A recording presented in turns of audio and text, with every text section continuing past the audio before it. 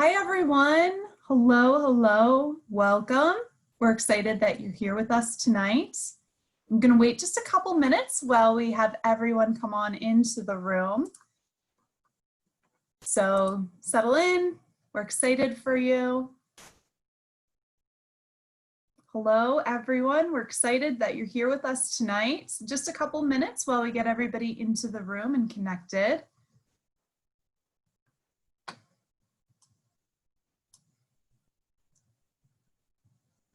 All right. Looks like we have a good number of folks in the room. This is fantastic. Well, hello. I'm so excited that you're joining us tonight. My name is Tracy Zappola. I'm an associate director in the Office of Admissions here at Syracuse University. I'm really excited to be with you tonight to talk about the student experience, disability resources available for students at Syracuse University.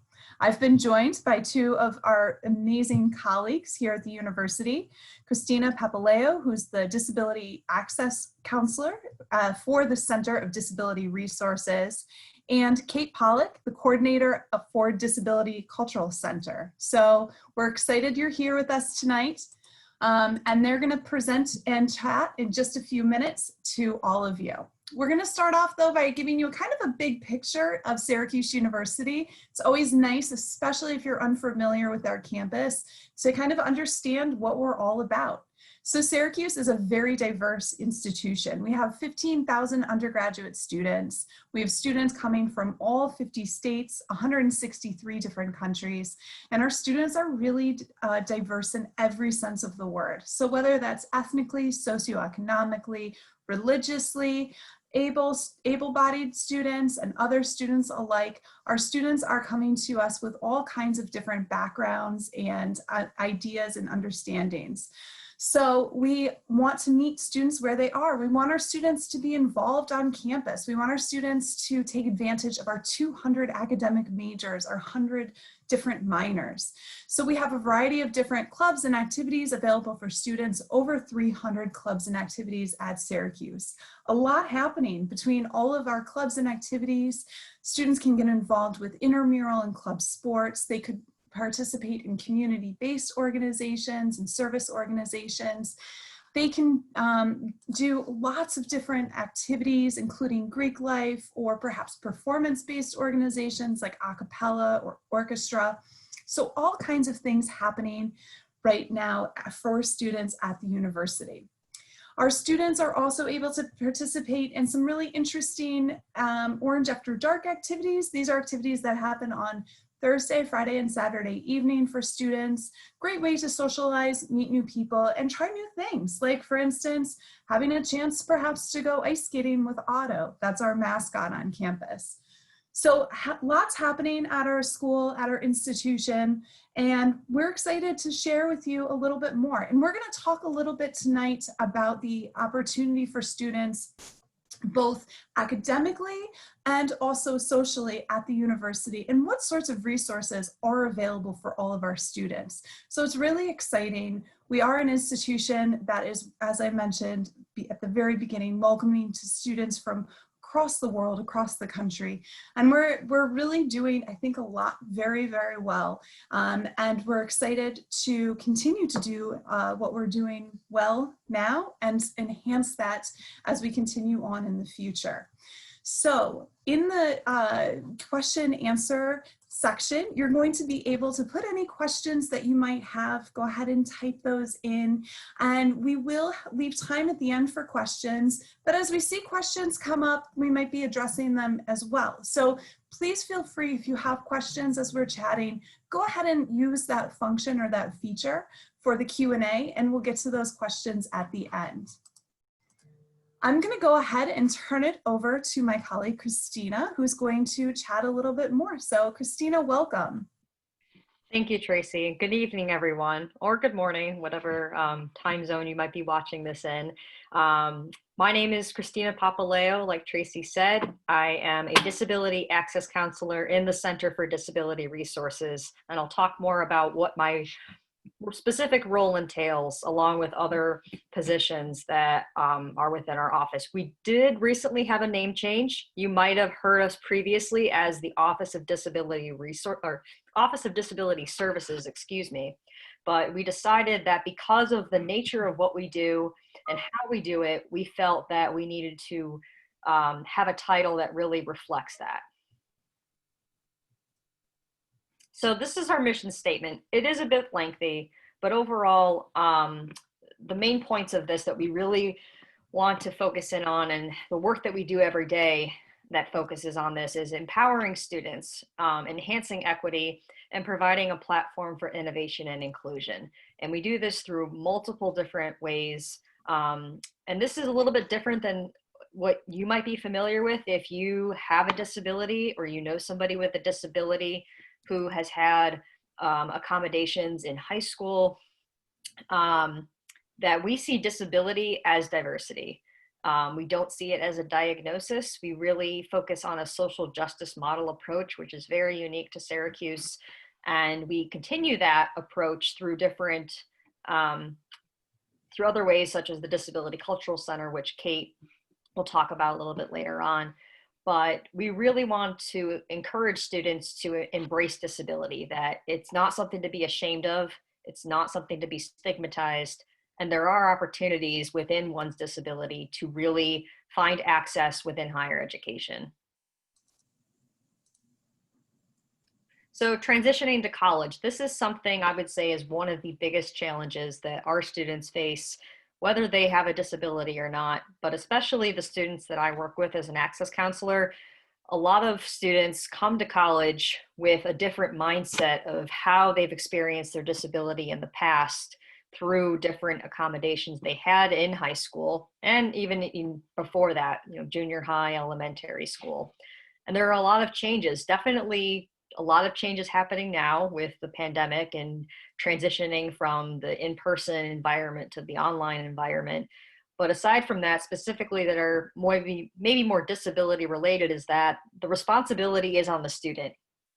Whereas in primary education, the student didn't have to really seek out services. Coming to college, it is on the student, and we try to make our presence available and well known so that way students can come find us to seek out support. Parent roles are very different, where parents really served as the advocate for their student in high school. The student is the advocate for their access needs. The types of classroom and testing accommodations would also be very different. In high school, an example might be, a reduced course load or changing the curriculum in the classroom. That might not necessarily be the case in college because of the nature of the work that you do. Teacher-faculty engagement is very different. So faculty want to support students, they want to help students, but sometimes they may not really know what a student's needs are because they can't know. Legally, they can't know unless a student decides to disclose their disability to them. But as much as faculty want to be partners, they also want to hold students accountable so that way they can be successful and also let them know if they need support. In-class versus out-of-class work is also very different depending on your course of study. You might be doing a lot of projects, you might be doing a lot of group work, and that could really change the types of barriers that exist for you, depending on if you identify as having a disability and what those barriers might be. The level of academic support, we do offer tutoring in different capacities, both in our center and on campus. So there might not be a lot of differences there, but again, a lot of this is you as the student being able to seek out and ask for help, and schedule differences. It's not the typical, 8:30 in the morning to 3 o'clock or however long schedule that you had in high school. You might have classes Monday, Wednesday, Friday, and then have a lighter day Tuesday, Thursday. So all these different transitions, there are offices, including ours on campus, that are willing to help you. So connecting with CDR, how do you find us? If you haven't been on campus already, SU is fairly large. So it might be, there's a lot of information coming at you as a new student if you decide to come to Syracuse, which we hope you do. But once you do connect with us, and at the end of this presentation, we do have a link to our website. Our website is going to have a lot of detail, more detail than what I have time for to cover this evening, about the services that we offer and why we do what we do. But once you do register with us, so you have to register with us in order for us to be able to support you. And once you do that, you will be assigned an access counselor. So whether that's myself or one of my colleagues, I believe there are about 9 of us. So once you register with us, within a few days, you'll hear back from our office, receive an assigned access counselor, and we are your advocates for access. That's how we see ourselves. We work with you and we have a welcome meeting, and we engage in what we call an interactive process. We look at documentation that you may submit, but we don't allow that to hold up our process in any way, because we want to make sure that students are able to get the support that they need. And we really rely on the student experience. What barriers are you experiencing? What is your experience with reading or writing? And how could we find the resources to support you, or even accommodations to support you? And that turns into an access plan. So it's similar to a 504 plan or other accommodation plans that you might have had in high school, but it's really student driven. You are the one who is advocating and determining what works best for you, because you are the one who is in the classroom. The student, and then this is how you learn how to request your accommodations and access additional resources. And your access counselor is going to be helping you at every single point. And all students are encouraged to communicate with their instructors and other people on campus, whether that's academic support, their faculty, to continue the interactive process, because this is very much a work in progress. Once you have an accommodation letter, it can be modified at any point at your time here at SU, because your classes will be changing. You might decide, as you get more familiar with the college environment, that there are some barriers that might exist that you didn't really expect, because we really truly define disability as barriers within the environment and not the individual. And we understand that it's ever evolving. So we want to make sure that your access plan is reflecting that. So some of the resources and services that we offer. So as I mentioned, we have access counselors. And this is a little bit different than maybe some other schools and colleges and universities that you are currently exploring. CDR is very much a large center, and we're fortunate enough to have the ability and the capacity to offer so many resources for students, including an individual access counselor for each student. So as I mentioned in the previous slide, we do help you develop an access plan. We serve as liaisons between you and faculty, as well as the different schools and colleges. So I am a liaison for the College of Visual and Performing Arts, as well as the School of Architecture. And then my colleagues are liaisons for the other schools and colleges. And this is so that way we can develop a close relationship and understand the environments that each school and college has, and identify any barriers that might exist for our students who are taking the classes and are in the programs. And we do offer, we want to empower you to be your own best advocates and equip you to have those self-advocacy skills. And then facilitate referrals when needed. We do work with a lot of campus partners, including the Disability Cultural Center, but also the Dean of Students Office, the Barnes Center at the Arch, counseling services, health services, the housing office, other areas that students might be interacting with, and whether or not their disability might be impacted by those areas. And we're also fortunate enough to have most of the work that we do already be online. So everything that you would need to know about your accommodation letter, reviewing your accommodation letter, making any supplemental requests is done through what we call your disability resource portal. And your access counselor will walk you through that once you are registered with us. So some additional resources and referrals that are within our office. We have our own academic support area. So this has a multiple different resources within academic support, including part-time learning strategists, as we call them, to help students with time management strategies, because we understand that time management is a skill that a lot of students might need a little bit of help in once they transition to college. We do offer tutoring, and if we're unable to have tutors for specific courses, we offer tutor sponsorship for the Center for Learning and Student Success, because we know that tutoring is fee-based, so we want to provide that for our students. Since we are in a semester where we're heavily reliant on technology, we have our own assistive technology training and loan program. So somebody in our office, we have a few folks in our office who are really knowledgeable in different note-taking apps that you can download and use. Technologies that help you with handwriting your notes and maybe listening to the lectures. Finding ways to get more acclimated and familiar with technology and how they can reduce those barriers for you. We partner with the Parking and Transit Services Department for accessible transportation. So students with medical needs or physical disabilities that may need to have transportation needs to navigate campus. Is that something else we also provide? We do offer learning assessment. It's mostly for learning disabilities. If you think that you might have a disability, but you're not sure, or some type of learning disability, we do offer that. And that is on a fee, sliding scale fee. And we can always talk to you more about that at a later time.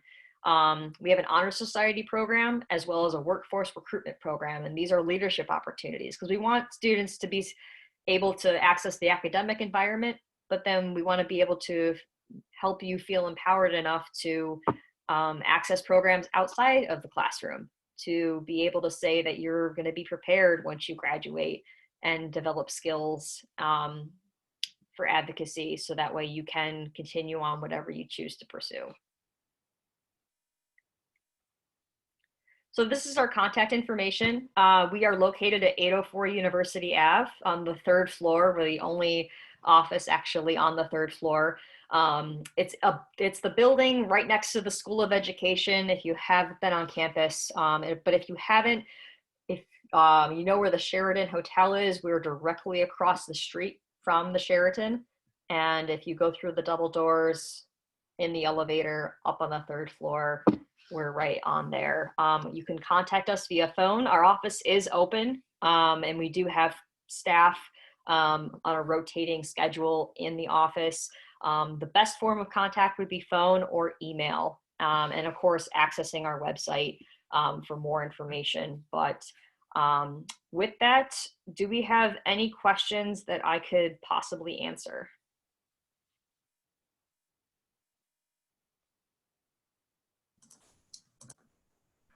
Yes, we do. Sorry about that. I couldn't find the button. We had a question about, let's see, there was a question, do students with high functioning autism at Syracuse, do we have students with high functioning autism at Syracuse? And what are the resources for those students? Great question. So yes, we do. We welcome students with high functioning autism, and we do have, in addition to the resources that I mentioned, we do have a program, and more information is on our website. And I apologize I didn't put it on this slide, called On Track at SU. It is a fee-based program that is specifically for students with ADHD, LD, learning disabilities, and autism. There tends to be a waiting list, so applications, I don't know if they are available yet for the fall 2021 semester, but you can always look on our website to learn more about it and contact us if you have any additional questions. Great, thank you. Another question, do you help students with disability find jobs, get into law school or medical school? And I think Kate might be able to talk about this too. Yeah, so the workforce recruitment program, which one of my colleagues, Calla Rounds, who's another access counselor, oversees, uh, helps students with that. And I apologize, I don't know a lot of the specifics, but more information is on our website about it. But it is the workforce recruitment program, which helps students get prepared for the workforce. Additionally, and I didn't mention this earlier, every fall semester we have a pre-orientation, or we're calling it, we renamed that, and we call it a pre-welcome access queues. So that is, in addition to all of the fantastic programming that the Office of First Year Transfer Student Programs puts on, we have our, it's about usually 2 to 3 days. This year, I think we condensed it due to it needing to be virtual. A program, an orientation that is specifically for our office. We talk to students about similar things that I mentioned in the presentation about the transition from high school to college, but we also have a keynote speaker every year, John Robinson, from an organization called Our Ability.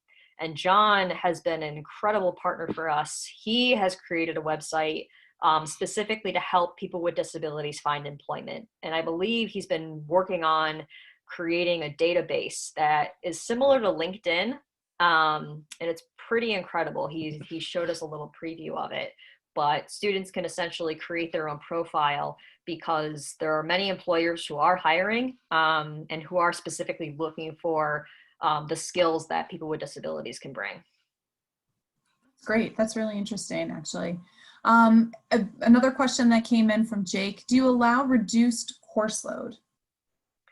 That's a great question. We will consider it. So any requests that a student may have, we want to make sure that we go through the interactive process, and whether or not it is something based on the student's program, whether or not it would fundamentally alter the curriculum. And that is the guideline that we usually follow with any accommodation request, because an accommodation can't fundamentally alter. And that's something that's different than what might have been experienced at the high school level. So we will consider it. I know my director, Paula Pacenti Perez, reviews those requests in consultation with other campus stakeholders within the student's college or school. So we will consider it and determine whether or not what the access need is and how this reduced course load might address that need.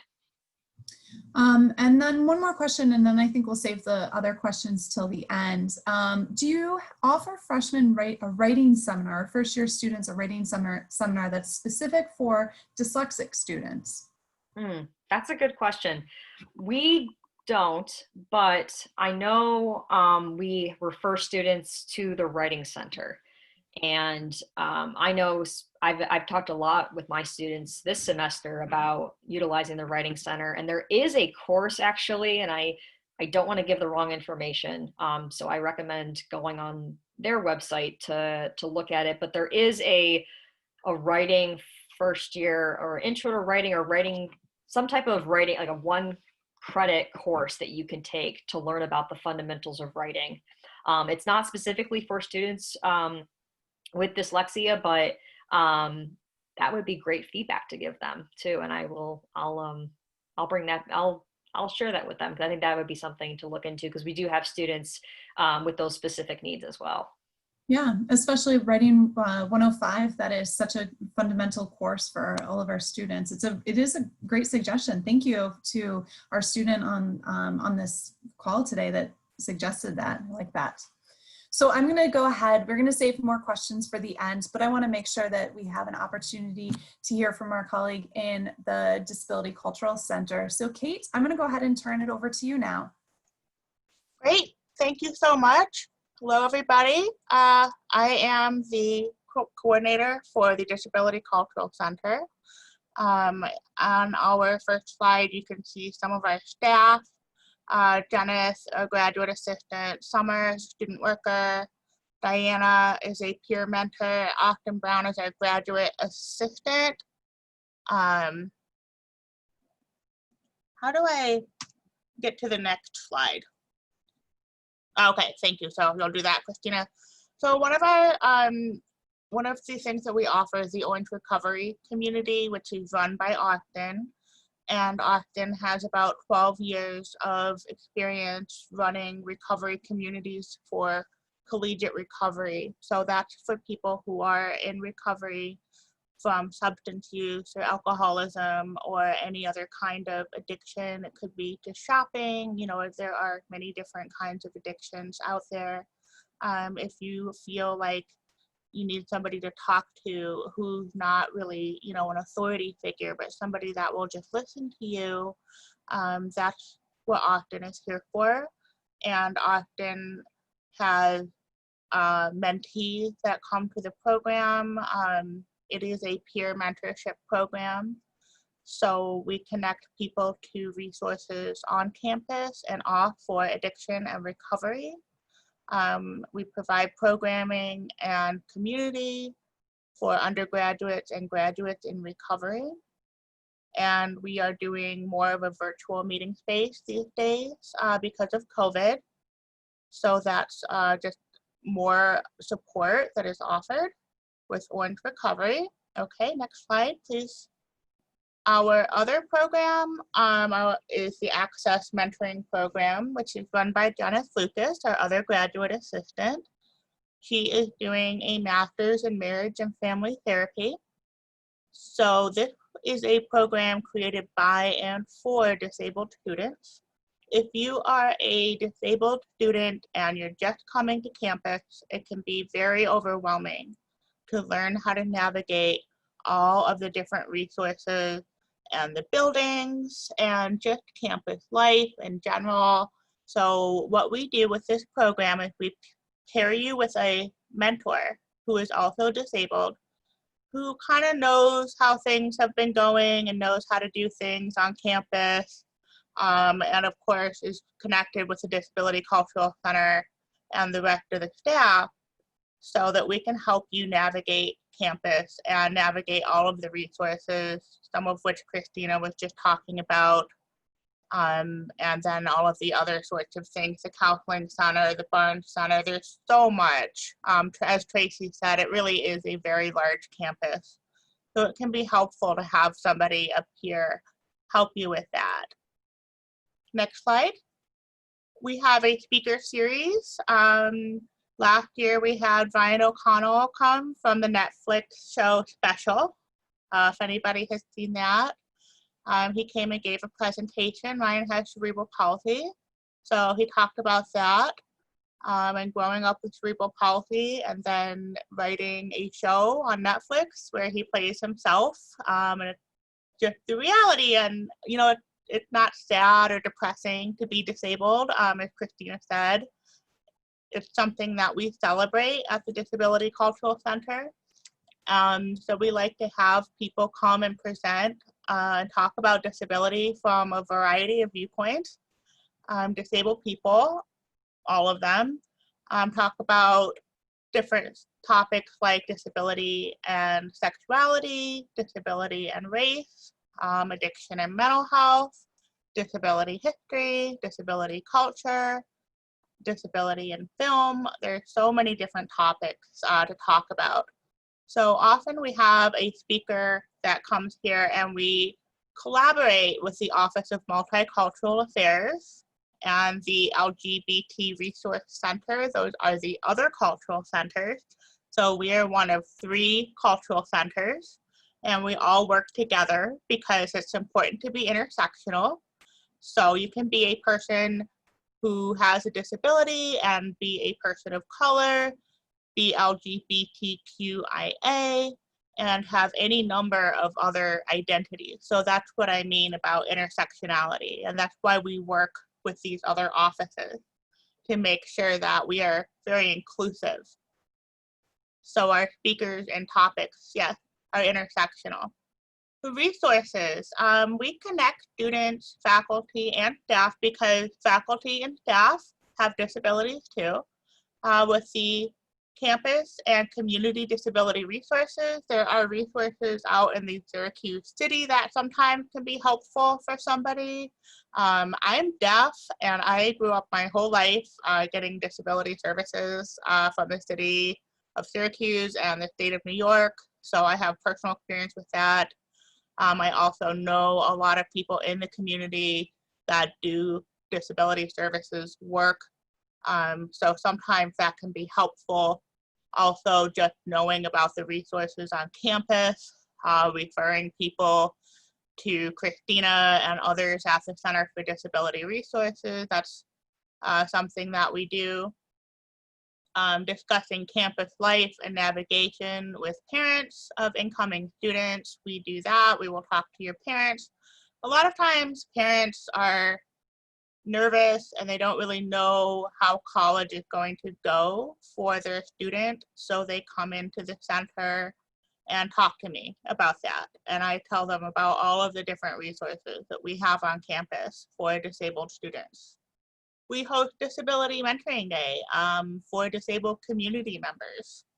So that means somebody from the community, a young person who has a disability, will come spend the day with us at the center and just learn about being employed in a field like at Syracuse University, and what do we do at the Disability Cultural Center. So that's something that we do every year. We also have a library of books and materials, including DVDs on disability and its many intersections, so you can check those books out and read those books. Next slide, please. Orangeability and iceability, these are really, really fun. So you can see in the bottom right, that's me in a wheelchair. That is a basketball wheelchair. It's an athletic wheelchair, and they're so fun. This is an event, this is Orangeability, and this is an event that has adaptive sports equipment. It is for disabled people, it is for able-bodied people, it is for kids and families, it's for everybody to come and try out accessible adaptive sports equipment. And I love it. I love to ride around the gym in one of those wheelchairs. They're very fast, they're aerodynamic. It really can change people's minds about what disabled people can do and are capable of doing as long as we have access. So we have hockey, we have different types of bikes, adaptive bikes that you can ride. It's really a fun event. And iceability, so if you see the picture on the left there, those are two students who are using adaptive sleds, hockey sleds. So you can sit down in them and you don't have to rely on using your legs. So if you were a wheelchair user, that would be a way for you to be able to play hockey where you don't have to use your legs to ice skate. And instead, you push yourself along on the ice with those two hockey sticks. And it's actually really fun. And it's everybody, you know, that wants to try it out can try it out. I did that last year. That's at Kennedy Ice Pavilion on South Campus. We also have ice skating and curling. It's a really fun event. We're going to do that again on October 3rd this year. Next slide, please. Other programming, we have Disability Day of Mourning. That is a somber event, but sometimes we do serious events as well. And that event memorializes people who have passed away in the disability community. Disability Awareness and Appreciation Month, that's October. So we always have things going on for that. The Cultural Center's Welcome Fair, that's really fun. That's at the beginning of every fall semester. And all of the different cultural centers and different groups for marginalized identities and diverse groups come together, and you can learn about all of the organizations on campus. We also have study halls and write-ins where you can just come to the center. Different now with COVID. There are some restrictions on coming to the center, but in more typical times, it is someplace you can come. And as you can see here on the screen, bottom left, that's Miracle Rogers. She is performing in a ceremony for the Pan Am Flight 103 Remembrance Ceremony. And Miracle consulted with me because she wanted to do some sign language in her dance and wanted to incorporate that into her dance and make that dance inclusive and accessible. And I helped her with that. And you can see she just did a beautiful performance. So we get involved in all kinds of things. And in the middle, that's the chancellor. They're holding one of our squeezies that we give out. We do give things out. We do have swag. And that is the chancellor of ESF on the left, holding Gary the Unicorn is what the students named him. Those are two things that we hand out at events, and our flyer. And then you can see on the right, in more typical times when we don't have a pandemic, we'll have a lot of food, you know, open house, just come in and hang out, get some food, learn about the center. Okay, next slide. We do have a living room. It is off limits now, unfortunately, but that's one of the things that we provide. We have photos up of disability activists on the wall. We have different types of toys and little things around. So it's just like a fun place to come. Next slide, please. So accessible content, we make sure that everything that we do is accessible, screen reader accessible, closed captioned, interpreted, etc. Everything that we put on social media is accessible. We do a newsletter. I write a blog on disability issues. I study disability and crime. I'm also a forensic science student, so I write about that. We all kind of have our own little areas of interest at the Disability Cultural Center. I like to write about the Americans with Disabilities Act, or the ADA. So knowing about disability law is a big part of the disability community, and that's something that we like to talk about. There is the Disability Law and Policy program here at the College of Law. So there's the Disability Law Clinic. So there's a lot on campus around disability law, which is really cool, and you don't see that everywhere. We try to teach people about the experiences of the deaf. I write about that. I do presentations on that. I talk about that. Our student workers assist in creating the newsletter, and we make sure that the newsletter is screen reader accessible. So it's not just about programming, it's really about accessible programming and accessible content. So if we are going to have an event, we make sure that that event is wheelchair accessible, that there's a quiet room nearby for autistic people, that there are sign language interpreters. We try to have things brailled. We have everything also online in electronic format for screen readers. And we also will do, you know, different types of food requests for allergies, or different types of food accommodations, kosher, gluten-free. So we really try to be very inclusive of all people. And next slide. And this is the last slide. You can see here, so bookshelf, our library with our flyer, nothing about us without us is a disability rights slogan. It means please don't talk about disabled people without inviting them to the conversation. You know, don't try to make policies or laws around disability without consulting disabled people. You know, we want to be included. And you can see our Barbies. We have some disabled Barbies here at the center on the bookshelf. And I really like that photo. That's one of my favorite photos. So that is the end of the presentation. And if anybody has any questions, just go right ahead. Thank you so much. I really appreciate it. And we do have some more questions. So I just opened it back up for all of us. So there was a question about, when do you register for services? Is it when you get in? Is it when you apply? What does that timeline look like? That's a great question.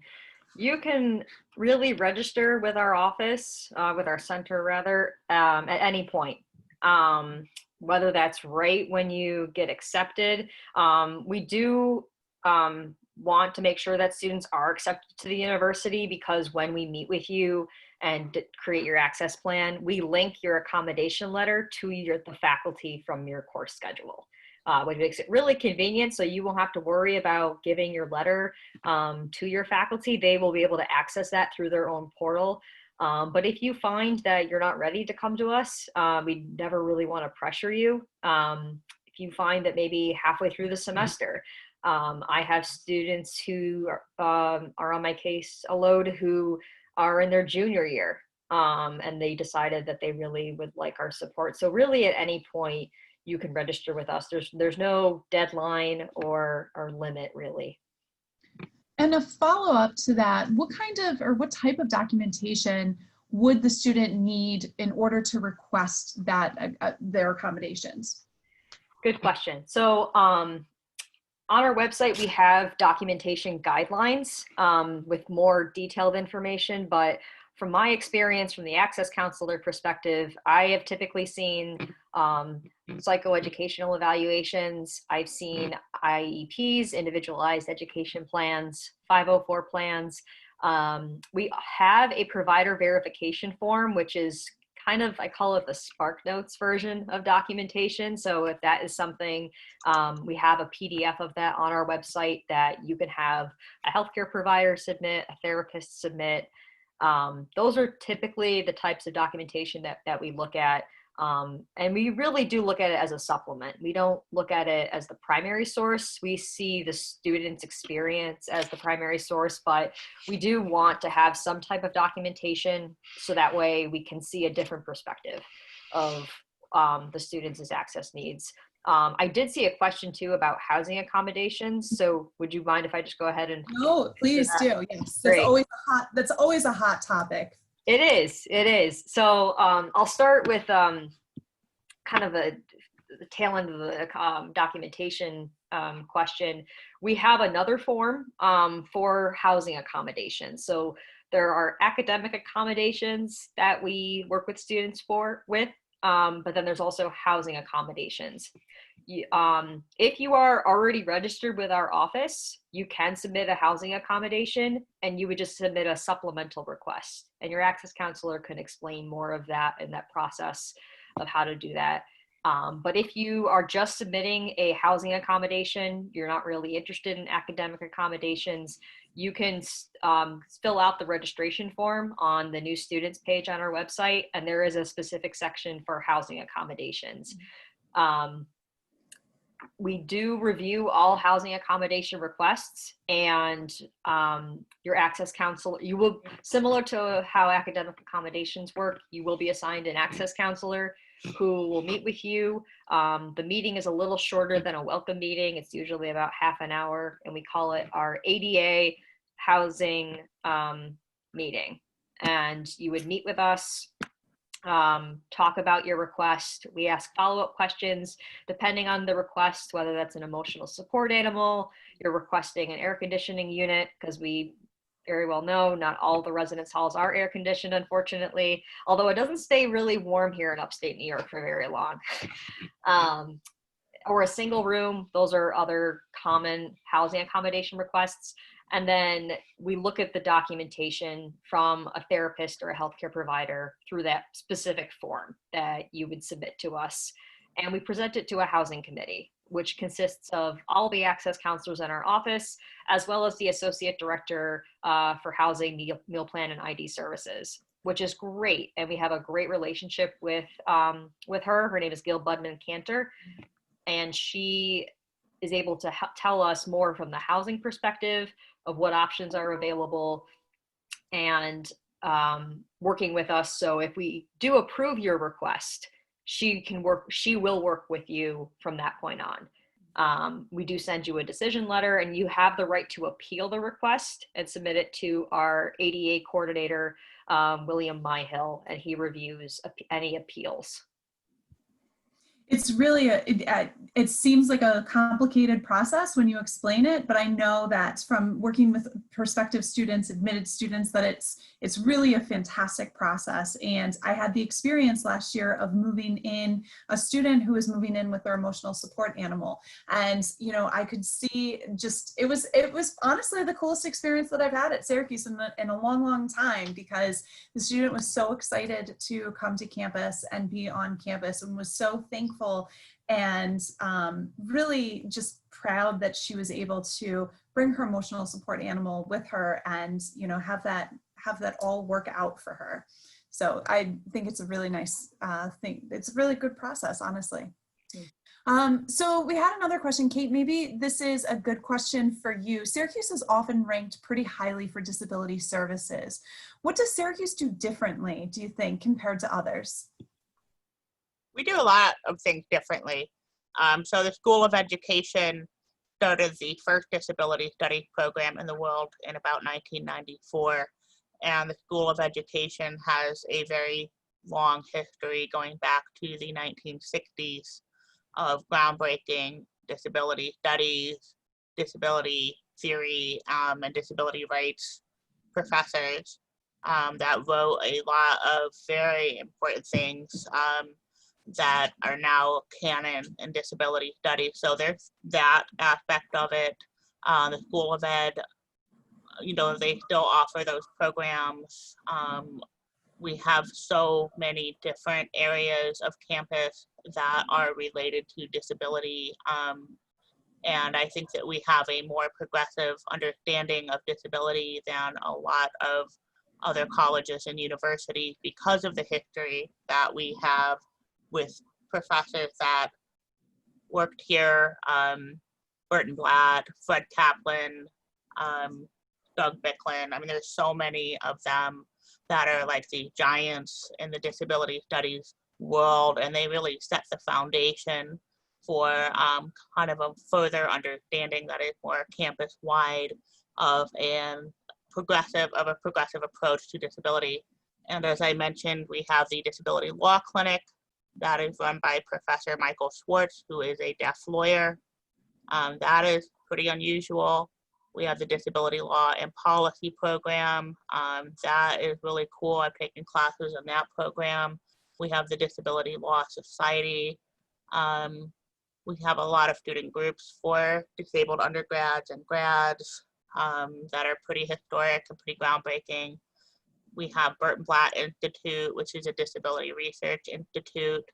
The Disability Cultural Center, we were the first one in the world to have a full-time staff member and to be housed within a university division rather than a volunteer-run, you know, office like a lot of the other ones. So that was one of the first things. Well, that was a first with the Disability Cultural Center. The Center for Disability Resources, you know, they're absolutely excellent. I'm a student. I've used them for many years. I think that they're really above and beyond other colleges that I've gone to. People take disability really seriously here, and there are a lot of disabled people that come here, that come to the school because of the reputation they have. Absolutely. That's awesome. Thank you. So another question we had, I know that Syracuse has a fee-based program. Is there one that has no fees or that doesn't have any fees associated with that? I guess I need more clarification of what types of fee-based programs, but I will say, because I did see this question also in the Q&A, that our academic support that I mentioned earlier is free to all registered students with our office. The only thing that is fee-based is tutoring, but we provide vouchers for students who are registered with us if they utilize the tutors from the Center for Learning and Student Success. The other fee-based programs would be the On Track at SU, and there is a sliding scale fee for if you decide to get a learning assessment consultation with our part-time school psychologist that is on staff. That is pretty much it. And unless they want to, the person who asked the question wants to provide a little more clarification if I didn't answer your question. Yeah, please let us know if we didn't answer your question, because we'd be happy to do that. So are you all able to liaison between extracurricular activities? So the student is particularly interested in marching band. So how does that work? That's a good question, and maybe I'll have Kate answer part of that too. The liaison role, and we try to partner with other offices and departments on campus, recognizing that our students really are involved and they're interacting with many places on campus. We try to have a liaison relationship with the housing office, pretty much mostly offices that focus on access needs and how the specific functions in our office could address those. So counseling, the counseling center, we work a lot with academic advisors, so more on the academic side of things. So I would say for the more student experience, social experience, that might be something that Kate and the DCC could really could potentially partner with. Yeah, I mean, we partner with so many different groups on campus, and we are always opening to partnering with more. If a student comes to us and says, I like marching band, we're here to support that. We're here to make sure that you have a good experience and that you have somebody to talk to. And maybe you want to do something with marching band and disability, we'll help you with that. Maybe you want to do an event, or maybe you want to talk to people about that. There's all kinds of ways that we will help you with whatever it is that you're interested in. That's great. Thank you. A couple more questions and then we'll wrap up. But is there an accommodation for extra time and or a discrete place to test for exams, quizzes, etc.? Yes, I would say that is one of the most utilized services that we have in our office. We have, so something that's very unique, kind of answering the question of, what makes Syracuse very different than other universities in terms of disability services from the social aspect, but also from the services that we provide. We really are intentional when it comes to the services that we offer, making sure that we're seeing disability as diversity and not just a diagnosis, which unfortunately many offices and other institutions view it as that. But with our exam services, we do have a testing center. Due to COVID this semester and this year, we've had to change things up a little bit in terms of spacing so that way we're complying with social distancing and the New York State public health guidelines. But when you meet with your access counselor, you can talk to them about accommodations that you had, or we'll ask you, how would extra time be helpful for you? What does that do for you in reducing the barriers that you may have? But that is something that we do offer.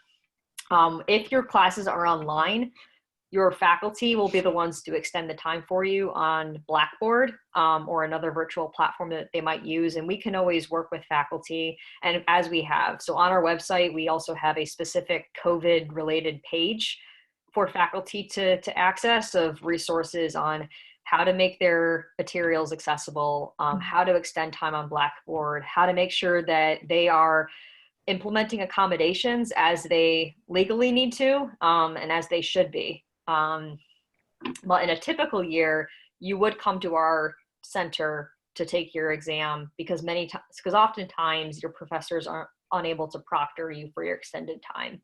And we have what we call a reduced distraction environment. So that's reducing as many distractions as possible for you. You would be in a room with other students, but then we also have spaces if students need to test in a private area, we make sure to accommodate that. So multiple testing accommodation options, so that way there are as little barriers as possible when you're taking your exam. That's great, thank you.